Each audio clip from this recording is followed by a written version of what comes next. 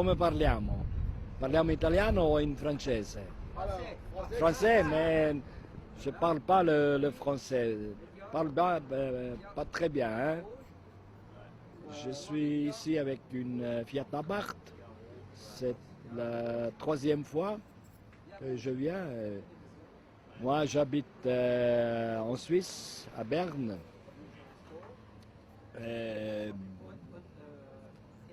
Zou je echt nog vertellen? Qu'est-ce que vous trouvez bien ici, le parcours? Comment Oui, le parcours? oui, j'aime ce parcours. Oui, c'est quelque chose de spécial parce que, comment dire, les autres parcours ils sont trop courts. Ce parcours ici, il est long, 9 km. C'est très spécial. Hein? Okay. Merci. Donc, donc le parcours, vous ne connaissez pas Non, je ne le connais pas, mais c'est pas très grave. Moi, je suis pas là pour faire la course, je suis là pour faire, voilà, pour que les gens voient la voiture, discuter, que je suis là pour discuter avec eux. C'est plus de l'exhibition que de la course. Donc, plein de plaisir, tout du plaisir. Que du plaisir. En plus, la voiture est quand même, elle a un certain âge, hein, elle est de 86, elle a plus de 30 ans, donc faut l'aménager. On vient juste de la remonter. Ça sera l'occasion de voir que tous les boulons sont dans le bon ordre. Vous avez pris des boulons de secours? Alors non, mais bon, l'avantage c'est que la course n'est pas longue et puis si on avait un souci, eh bien on attendrait là-haut et puis on redescendrait en roue libre. Je connais pas, est-ce que ça monte beaucoup le ballon d'Alsace? Ça doit monter quand même par endroits, donc on redescendra. Ça monte et ça tourne. Ça monte et ça tourne. Ça, les virages, ça nous connaît, la montée c'est autre chose. Donc, premier repérage, c'est ça, repérage. Alors je sais pas si aujourd'hui peut-être on peut peut-être y aller avec une autre voiture, faire un petit tour du parcours pour voir la tête que ça a. On va faire ça tout à l'heure. Et puis voilà. Mais encore une fois, je suis pas là pour faire la compétition.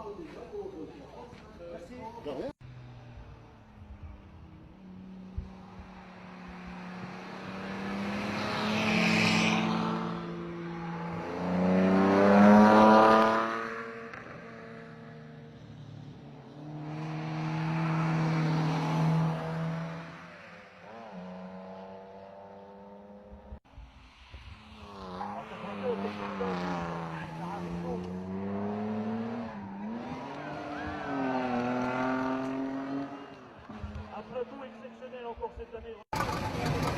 Alors, comment s'est passée la première course?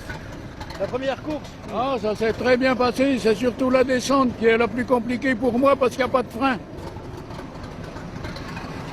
Merci.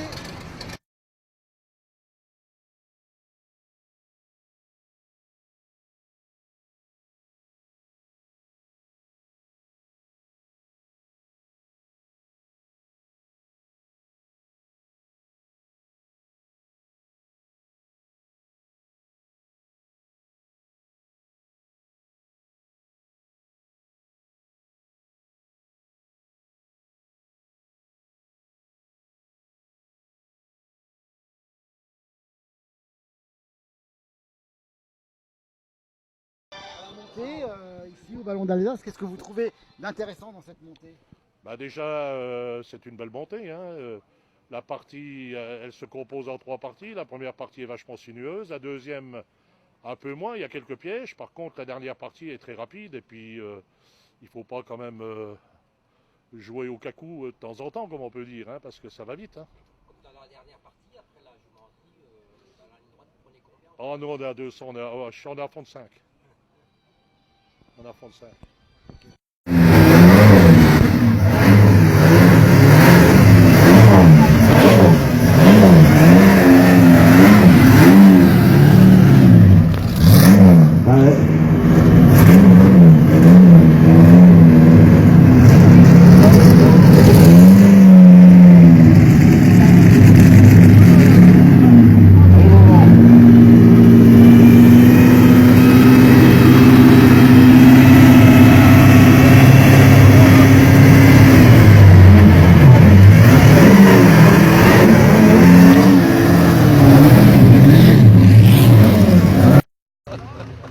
Fantastico, no. Fantastisch, boh, beh. région fantastique. Proche. Oh, comme ça, c'est bien. Ok. Alors dites-moi, vous êtes un habitué de ce rallye? C'est pas la première fois que vous venez? Non, on est ici maintenant la troisième fois. Et c'était toujours un grand plaisir de venir à la France. Moi, j'aime bien l'ambiance et tout ça. Jean-Pierre Munch, il est devenu un très bon ami. Et pour ça, c'est un grand plaisir de revenir chaque année, oui. Alors parlez-nous un petit peu de votre voiture. Alors ça, c'est une MG. C'est une marque Angleterre de l'année 33. Et MG, l'usine, ils avaient un département de racing jusqu'à 1935.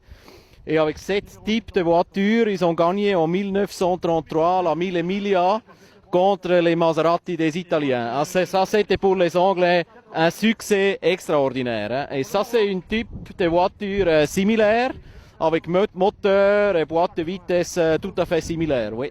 Qu'est-ce que vous trouvez de bien dans cette montée du ballon? Ça vieillit bien.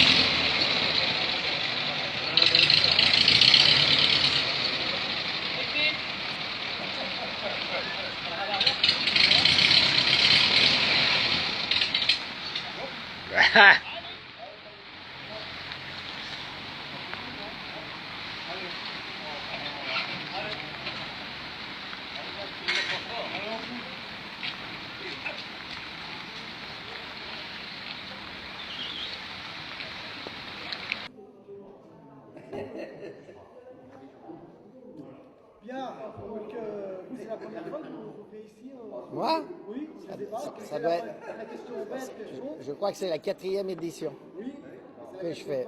Donc, non, je connais pas encore la course de côte à mémoire parce qu'elle est longue. Mais bon, je commence à reconnaître plein de gens que j'ai déjà connus pendant ces 4 années. Je viens parce que j'ai un ami qui m'a fait venir la première fois, avec qui je m'entends très bien. Et puis du coup, je passe 2 jours sympathiques. Alors qu'est-ce que vous trouvez d'intéressant ici par rapport à... Ben, d'abord, on est dans un très beau contexte avec des belles forêts, des paysages merveilleux, des collines, c'est très sympa.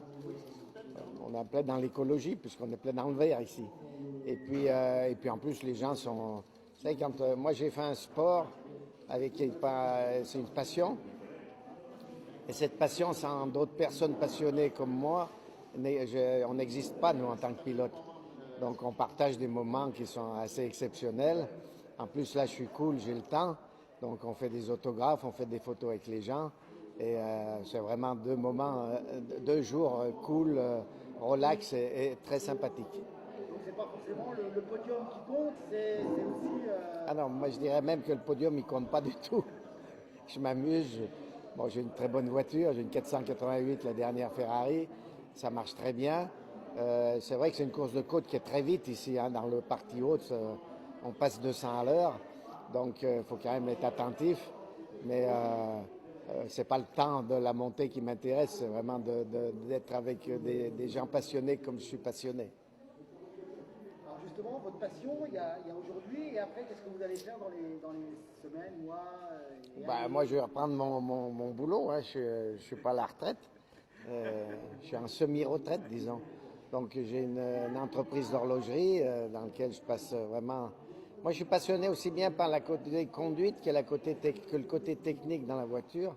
Et dans l'horlogerie, on travaille avec des tolérances qui sont très, très réduites, très, très précises. Et donc, je m'amuse bien aussi dans ce domaine-là, avec des gens, bien entendu, très compétents qui sont capables de faire des pièces extraordinaires et très précises et très belles.